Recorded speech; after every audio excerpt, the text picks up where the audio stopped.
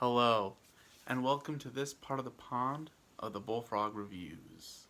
Age of Swords, Book 2 of Legends of the First Empire by Michael J. Sullivan. And, well, the God Killer, Wraith, is living up to his name. Persephone is now chief of her people. Shuri, the wild mystic, is there to help Persephone through this great quest of what to do, where to go. And you have Erlyn, the once tutor to the elf prince, and she is doing her best to prevent what is coming, the war between elf and human. And, well, and speaking of the elf prince, Moan Dulé himself, he is about to be open to the political world of what he's going to inherit. And how can he make the right steps, do the things that he wants, and yet still retain his reputation, build a reputation, and yet also seek the revenge he wants? Can his arrogance and ignorance be a hindrance to him? And that's the story, the basis story for book 2 of this series. And in this book, there's more of an advantage in this one because the side characters in book 1 are more in the story. They have their plots as well, these subplots. It's a beautiful ensemble where you have the beautiful Moira trying to stand out and be the person that she is. You have Gifford the handicap who will steal your heart. I bet ya. He will steal your heart. Roan, the struggling slave that's trying to live after what has happened. You have Malcolm, he's going to become more of a character now. And Badera, the old crone of the village, she's going to become more of a character. I mean, the list goes on and on and on. And all these people, I'm sure you will build a connection to. And Gifford, I'm sure, will steal your heart. He's such a fun guy. And yet, how he is, and the more you learn about him, and as his character grows, I'm sure he'll warm your heart. I'm willing to bet a penny on it. And these characters are really fun. Their stories are pretty neat. And one of them in particular, Roan, I connect a lot with her, and Sullivan did eerily well with her. And for the reasons why, check out my check my other video. I don't know how to do links or things, but it's going to be titled Me and Roan, Why We're Too Similar. And because that is just a whole video by itself. And these characters, again, I love Sullivan's characters, and the narrator, Tim Gerald Reynolds, still good. He still has his magic. And the editing is a little messed up in this book. You can tell because but Tim, as he's reading, it flows too well that you can't get that pause of the separation of ideas. It's like what's a paragraph is kind of merged into the end of a paragraph and the beginning of a paragraph kind of connected together that you didn't get that space. Sorry, talking too much, too many takes. And that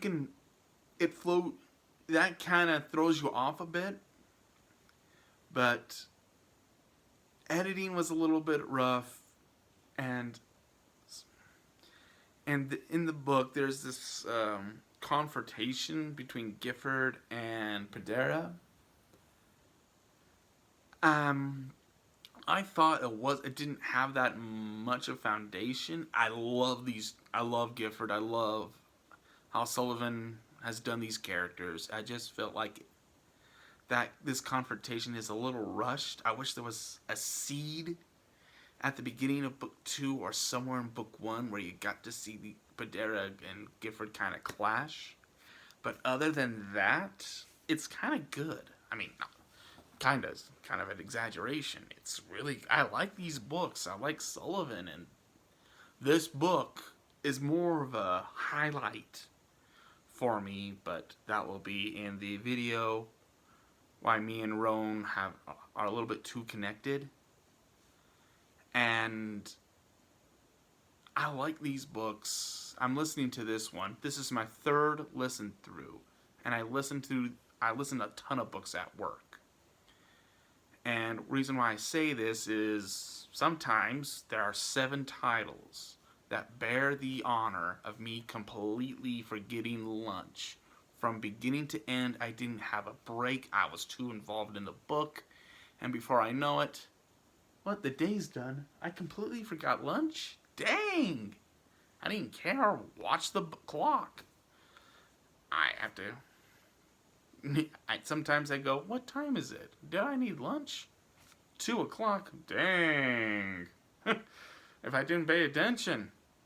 And this is my 3rd listen through, but yet this book managed to keep that magic, that I lost track of time and I had a late lunch. That is something to give props to, people. And Sullivan did well. I like his writing style. It may not be everyone's cup of tea, but he's my cup. Yeah, that was badly done. And I like the magic system. I like what he's doing.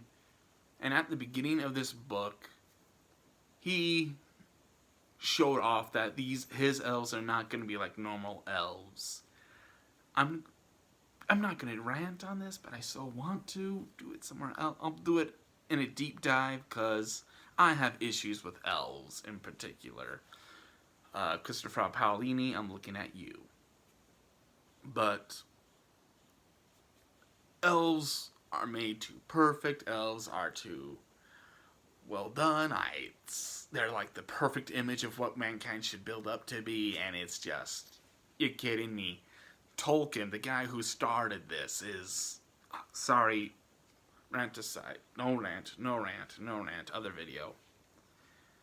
But Sullivan managed to make his elves a lot more different, because no way Paolini's elves would do what happened at the beginning of this book. Not even in Tolkien's elves would do that. And with that, a common race that we all know and love in fantasy, with elves, Michael J. Sullivan kind of flexed his muscles and said, I'll make mine different. Here's how. And me likey. Me likey, indeed. And the book has a good ending, and it has, well, you want more, and next video is going to be more. And where would I just like the book, I like the flow, to the point of, where would I put this? Well, if you don't know, I rate books and movies from 1 out of 7. Why? 1, 2, 3, 5, 6, 7. A high 3 and a low 3. And 4 is in the middle. That is the middle number. The halfway point. And where would I put Age of Swords? Well, number 1 is, I would gladly watch My Little Pony with my nieces and nephews and find it deep, then listen to this book. Or where a 7 is, I can listen to this over and over and over and over and over again and learn something new. I can go into a deep dive and constantly go and find something new to do that deep dive on. And I have this booyah to it. The book has this booyah artistic moment. And, well, where do I put Sullivan's Age of Swords? I give it a 6 out of 7. It has that high praise. It got me nearly forgetting about lunch. The characters are good. Gifford, you get to know more about him. Roan, the evil that is her. You'll see why in that video that I'm going to do. People, read these books. I'm sure you'll like them. And this is the Bullfrog signing out.